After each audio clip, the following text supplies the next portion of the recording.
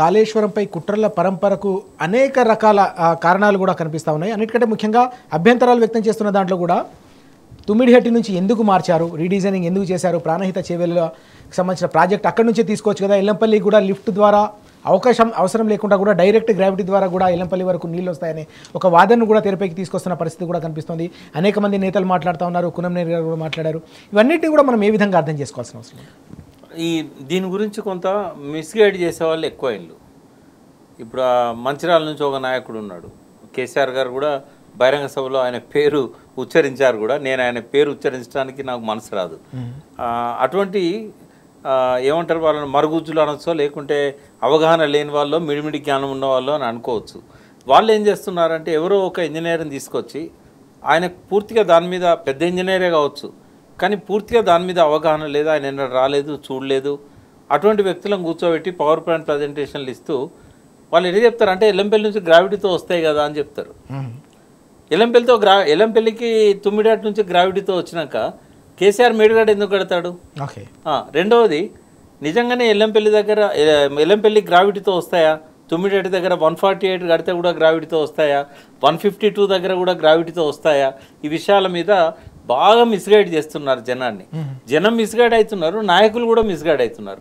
నిన్న కునంనేని సాంబశివరావు గారు, సిపిఐ కార్యదర్శి, ఎమ్మెల్యే గారు, ఆ కామ్రేడ్ ఏమంటాడంటే ప్రెస్ మీట్లో, అసలు ఇక్కడ నుంచి గ్రావిటీతో వస్తున్నప్పుడు మళ్ళీ మేడిగడ్డ ఎందుకు, అన్నారం ఎందుకు, సుందిల్ ఎందుకు, ఈ మూడు అక్కర్లేదు, ఇది మా పార్టీ అభిప్రాయం అని కూడా చెప్పాడు ఆయన. పార్టీలో ఎన్నడూ చర్చ కూడా జరగలేదు. నేను మళ్ళీ వేరే వాళ్ళతో కూడా క్రాస్ చెక్ చేశాను. పార్టీలో చర్చ జరగకుండా ఆ మూడు అవసరం లేదు, దానివల్ల విద్యుత్ భారం ఎక్కువ. ఇప్పుడు మళ్ళీ అది రిపేర్ చేయాలంటే 25,000 కోట్లు కావాలంటాడు. ఇది మేడిగడ్డ పియర్ రిపేర్ చేయాలంటేనంట 25,000 కోట్లు కావాలంట. అంటే ఇవి ఎట్లున్నాయంటే గద్దెగిరిందంటే ఎద్దెగిరిందని చెప్పి ఈ అబద్ధాలు, అసత్యాలు అనేటివి విపరీతంగా ప్రచారం అవుతున్నాయి. ఇక్కడ ఏం జరుగుతున్నదంటే తుమ్మిడిహట్టి విషయంలో మనం ఒకసారి మాట్లాడదాం. తుమ్మిడిహట్టి 148 మీటర్ల ఎత్తు తగ్గించుకోమని ఫడ్నవీస్ గారు చెప్పారు.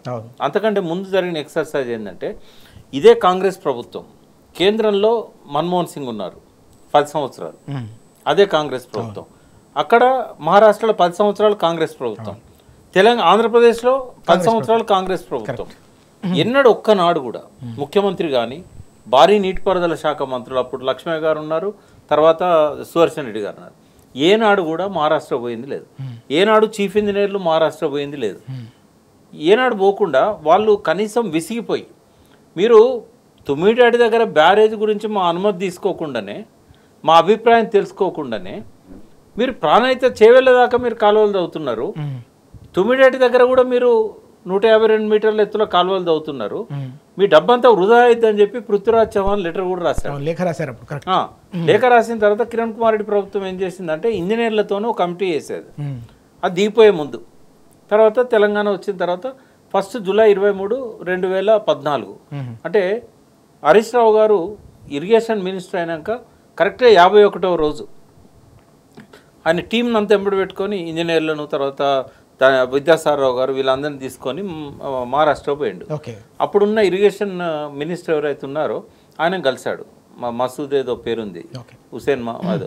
ఆయన ఏమన్నాడంటే, మాకు ఎలక్షన్లు వస్తున్నాయి, ఇంకో 4 నెలలు ఎలక్షన్స్ పెట్టుకొని ప్రజలు వ్యతిరేకిస్తున్న ప్రాజెక్టు గురించి మేము మాట్లాడితే బాగుండదు, మళ్ళీ మేము గెలిచినాక అప్పుడు ఆలోచిస్తాము, మేము లేదా ఇంకో పార్టీ అధికారంలోకి వస్తే మీరు వాళ్ళతో చర్చలు చేసుకోండి అన్నారు.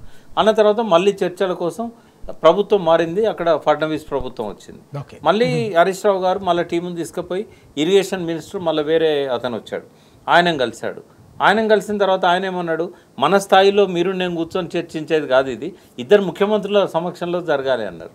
అని ఫడ్నవీస్ గారు డేట్ ఎప్పుడు ఇచ్చారంటే, కేసీఆర్ గారి బర్త్డే ఫిబ్రవరి 17, ఆయన మొదటిసారి బర్త్డే తెలంగాణ ముఖ్యమంత్రిగా మహారాష్ట్రలో జరుపుకోవాల్సి వచ్చింది.